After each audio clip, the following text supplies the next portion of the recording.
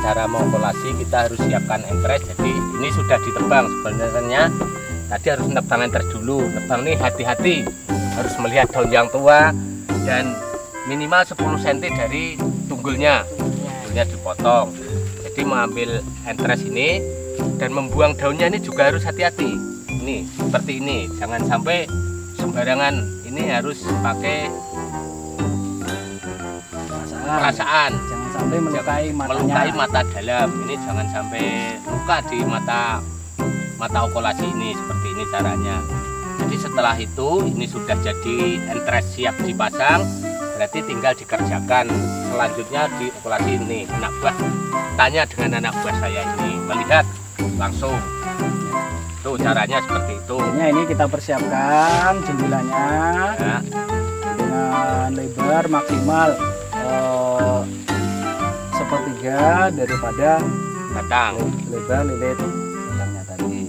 Kita kupas kulitnya, kita bentuk jendela dengan hati-hati, jangan sampai ada kotoran yang menempel di kambium, karena kalau semuanya itu ada kotoran hingga akan mengurangi resiko keberhasilannya. Nah, ini bagaimana cara membuat perisainya dengan ukuran setidak-tidaknya lebih kecil daripada jendela yang kita buat tadi. Harapannya itu kan bisa nempel di jendela kanan kiri. Jendelanya tadi dengan yang perisai tadi, perisainya bisa masuk di jendela ya. Nah, itu kita tempel. Alangkah baiknya secepat mungkin langsung kita bungkus. Jangan sampai dari bawah ada angin yang masuk, air yang masuk, kotoran yang masuk. Nah, dengan sistem atap genteng, dimana dari bawah kita lilit ke atas terus sampai ke atas. Nah, baru kita kunci di atasnya. Harapannya itu apa?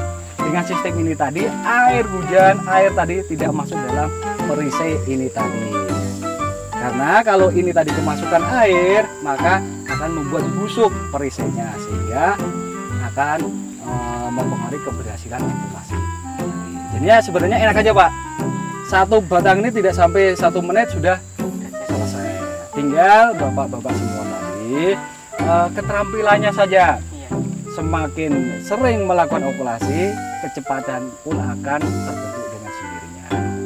Ngokulasi itu tidak harus sekolah tinggi Pak. Ngokulasi itu cuma tinggal keterampilan saja. Kalau Bapak itu keterampilan itu bisa dibeli dari mana? Kalau kita mengerjakan setiap hari. Semakin sering kita melakukan okulasi, maka dengan sendirinya keterampilan kita akan meningkat dan kita akan mengetahui dengan perasaan ini bagaimana kita mengerjakannya tadi, sehingga kita akan bisa mengukur keberhasilan dari apa yang kita lakukan. Ini ya ini Pak. Kita sering-sering mengokulasi sehingga kita akan lebih ini tadi. Jadinya untuk mengetahui keberhasilannya 3-4 minggu setelah mengokulasi akan kita lihati apakah berhasil atau tidak okulasinya. Ini tadi sudah disampaikan bahwasanya kalau perisainya ini hijau itu tandanya okulasi jadi. Tapi kalau semuanya perisainya itu coklat, busuk, hitam atau kering, ini gagal okulasinya. Sehingga kita bisa menjadwalkan untuk periode selanjutnya jadwal okulasi. Tapi harus kita perhatikan juga sama yang pertama tadi, harus kita perhatikan daunnya juga waktu okulasi susulan. Ini apa yang udah dicabut, udah taruh di polybag itu macamnya kayak apa itu? Oh, ini ya yang tadi kalau sudah diokulasi ini sudah hidup. Ya.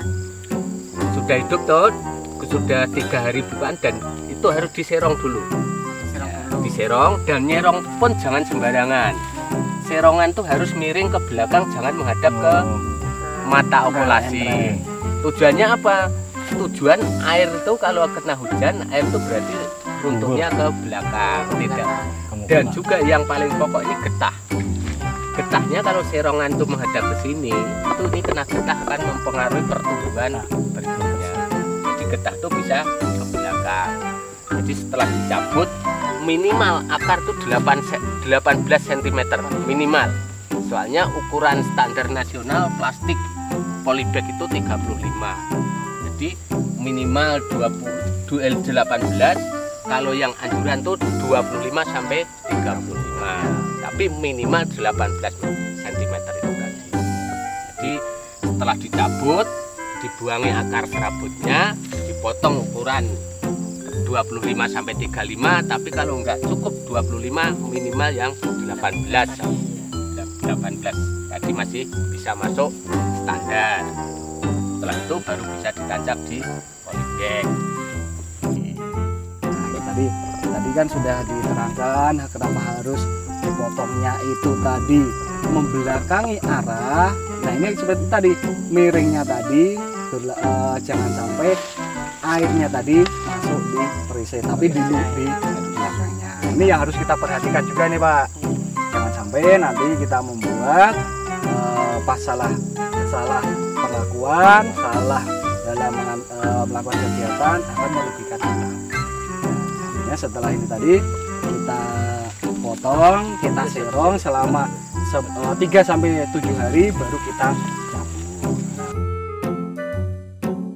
Jadinya nanti di situ ada beberapa runtutan kegiatan yang harus kita lakukan dalam rangka membuat bibit karet dari persiapan batang bawah, persiapan entres, cara ngopulasinya, dapat setumnya sudah, dan bagaimana cara memasukkan dalam polybag sehingga timbul bibit satu payung yang bisa ditanam. Itu jadi ada 2 yang bisa kita lakukan dalam rangka untuk mendapatkan dan menanam bibit karet di lapangan.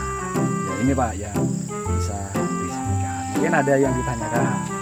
Cukup, marilah kita sama-sama melihat setumnya dan bagaimana cara ditancap ke polybag.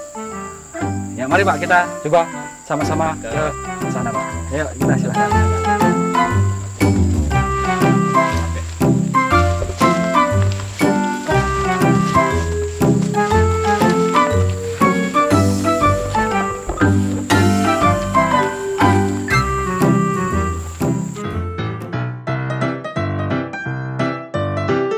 Ini adalah contoh setum okulasi mata tidur, ditandai dengan ini perisainya tadi, mata entresnya tadi hijau, dan ini matanya sudah bengkak.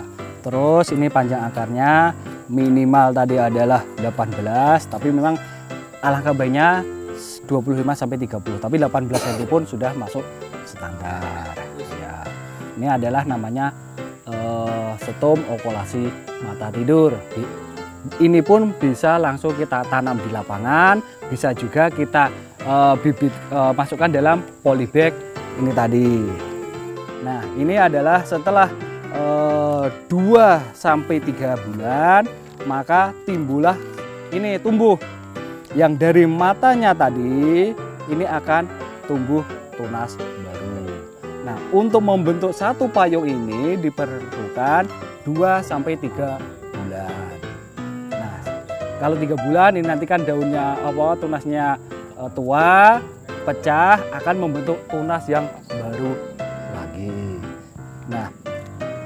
Nah, ini akan kelihatan apakah ini bibitnya ini dari klon tertentu dengan melihat ini sudut daripada mata tunas dengan batangnya. Kalau ini varietas unggul, klon unggul akan membentuk sudut 45 derajat. Tapi kalau yang tidak unggul akan sempit, kurang dari 45. Maka daripada itu kita perhatikan juga arah sudutnya tadi.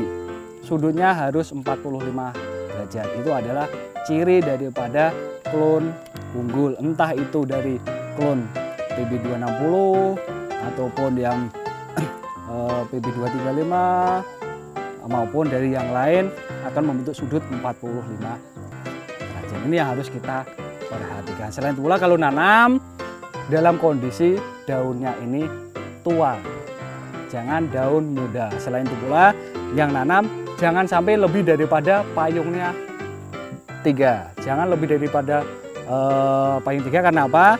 Ini kalau sudah lebih daripada 3, umurnya ini hampir 9 sampai 12 bulan, sehingga akarnya ini akan tembus.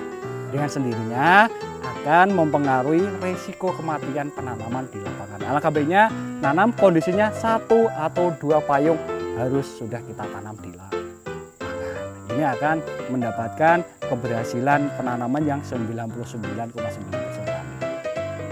Terima kasih Bapak atas penjelasannya. Mudah-mudahan saya besok bisa.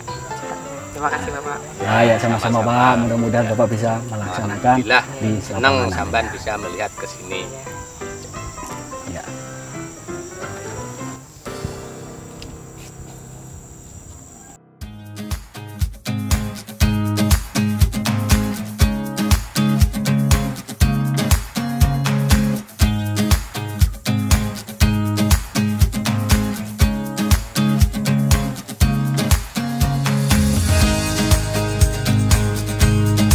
Itulah tadi liputan acara Habar Tani pada episode hari ini tentang pembuatan bibit karet unggul sesuai dengan standar teknis yang telah ditetapkan. Bila mana Bapak Ibu semua ada kesulitan, ada permasalahan, silahkan hubungi PPL ataupun Mantri Perkebunan atau Dinas Perkebunan terdekat. Untuk itu, Heri Lestiawan, PP Programa BPP Kembang Kuning, undur diri dari acara Kabar Tani pada kesempatan hari ini. Wassalamualaikum warahmatullahi wabarakatuh. Salam pertanian.